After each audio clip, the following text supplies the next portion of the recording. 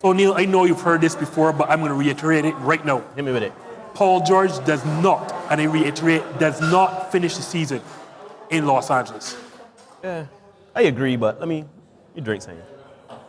No, you're hearing the rumors about Paul George possibly being traded to Brooklyn of all places.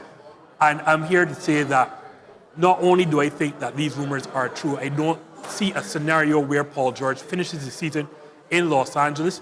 I mean, he is not the first and the only superstar to have problems with his teammates. But if you're going to be a diva superstar, then you should produce like a diva superstar and not score just barely 20 points, averaging on less than 40% shooting, 33% from behind the arc, and barely getting to the rim, less than 5 times? Getting to the free throw line less than 5 times. I do not see a scenario where Paul George finishes the season with his team because his teammates are all against him and he is not the player that everyone really thinks he is. Well, Justin, I would agree with you. It's just that the thing is, the Los Angeles Clippers gave up so many things, so many pieces just to acquire Paul George, so they're kind of shackled to him for a bit.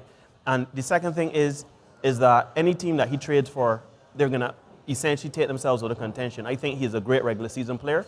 Unfortunately, when it comes to the playoffs, he does lose himself a bit. So the Clippers will be looking to move on from him because their goal, especially now with LeBron in LA and LA being, the Lakers being so dominant, the Clippers are going to try to win a championship. I don't know if they could do that with Paul George, but what can you do at this time? I think he stays. And I agree with you, Neil, on the point of the fact that they gave up so much for him.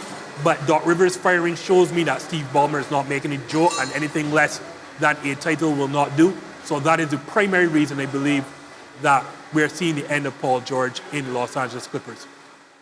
Fair enough. Not a bad take. Anyhow, that's the Appleton Estate Hot Takes.